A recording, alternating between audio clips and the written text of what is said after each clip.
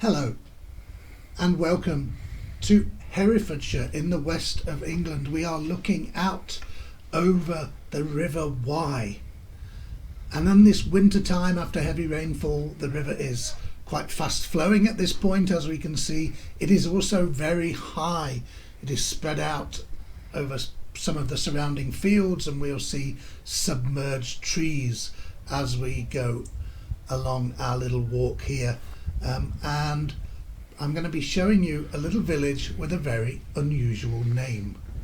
Now, before we get to the village, we see two houses here. The smaller of these two houses actually functioned as a local school from the mid-19th century until 1959, placed here next to a much larger building out of reach of the River Wye's floodwaters. And as we look back at the River Wye, the river here does a huge loop, so the land we can see directly opposite is almost like a peninsula sticking out into the river. Now, the first building on this site was in 1799, and that was a pub called the Boatman's Rest, a place where people transporting goods along the River Wye by boat and people operating a ferry service crossing the river. All of those people could be catered for here, but later the building became used for storage and had a mill in it, and in the grounds of it here we can still see some of the remnants of that have been preserved. We've got the grinding wheel and the equipment here that would have been used because this is a very agricultural area, and agricultural pursuits would have been very important. And in fact, until the 1970s, cattle were grazed by the owners of this building, which is now known as the Gatehouse, on this land that they owned next to the river, and the supplying milk for the local villagers. The building itself has been renovated and modernised and is now a very nice private residence in a great position with fantastic views and out of reach of the floodwaters. Now, we are heading down into a village which, like many villages in England, has a rather quirky name, and they are something that has always fascinated me. Some of them make me laugh, some of them are just strange, some of them, like this one, you want to know why they got that name. And I'm not going to keep you in suspense any longer. We can see here the name of this little tiny village. It is called Hole in the Wall. Strange name for a village, and I'll tell you very shortly why it is actually called that as we get through the metal gate into the village itself.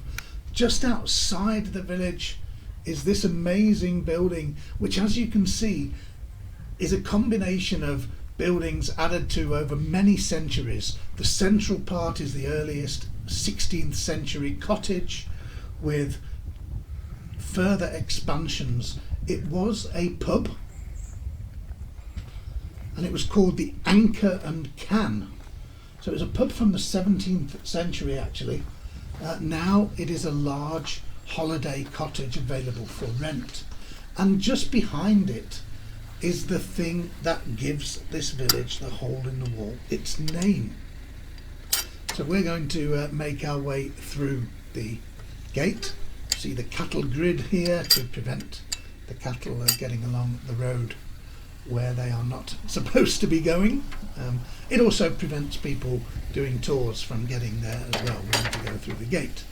So on the hillside behind the cottage here, there is what has been called a holy well or a holy stone, and that is thought to be where the holy section of that is where the Hole in the Wall name is thought to come from.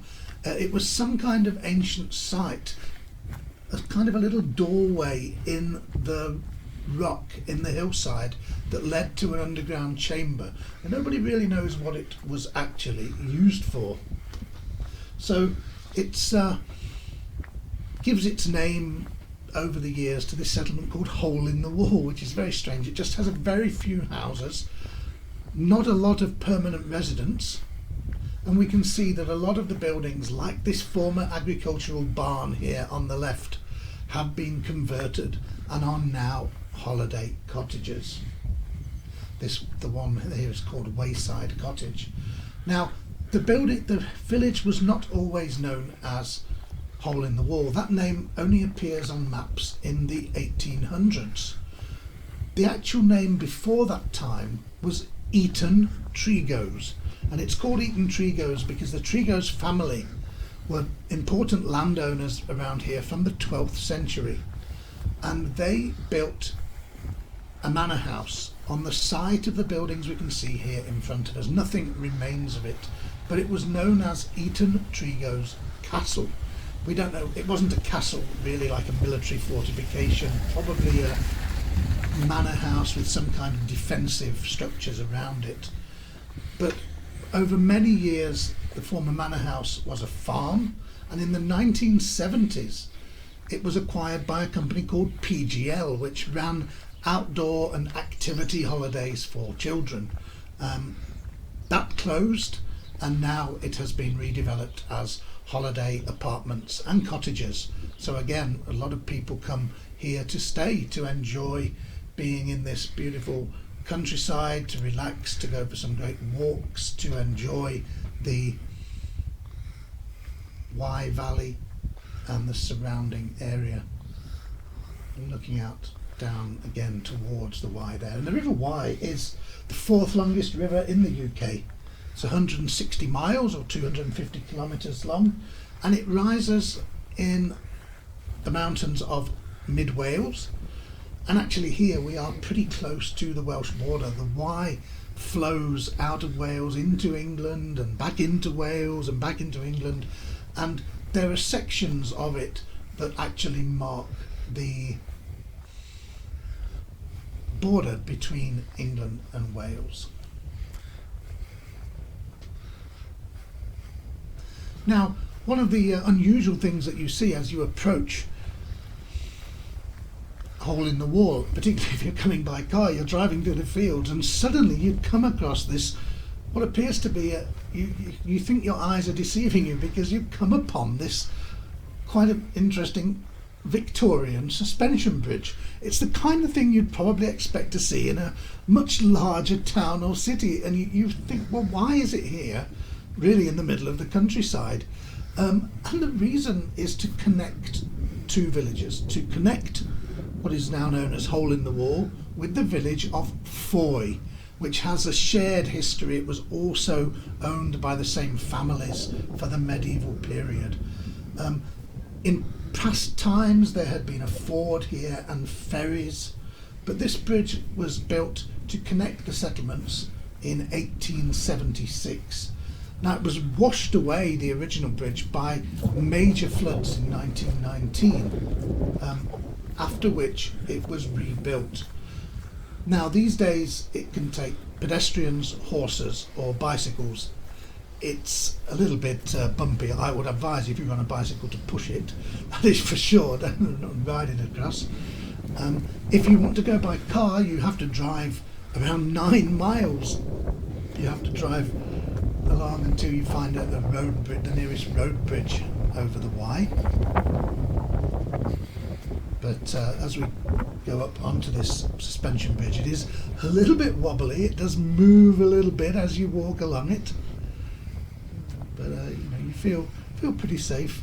But we can see from here the fast flowing waters of the River Wye, and in 2022 we had one of the driest years on record in the UK, and a lot of really hot weather over a sustained period and drought conditions declared in many areas. But the late autumn and early winter have been very, very wet and rainy, and that is reflected. We can see here the trees that would normally stand close to the river are partially submerged. We can see the river levels are very high, and the water is flowing pretty quickly down from the mountains and hills of central Wales down here along the border over into England. So I hope you've enjoyed this stroll through Hole in the Wall and in the Wye Valley. If you've enjoyed this video, please do subscribe to check out more of my videos, and in the description you can find details of where you can find my live streamed virtual tours and how you can get in touch with me. Thank you very much for being here.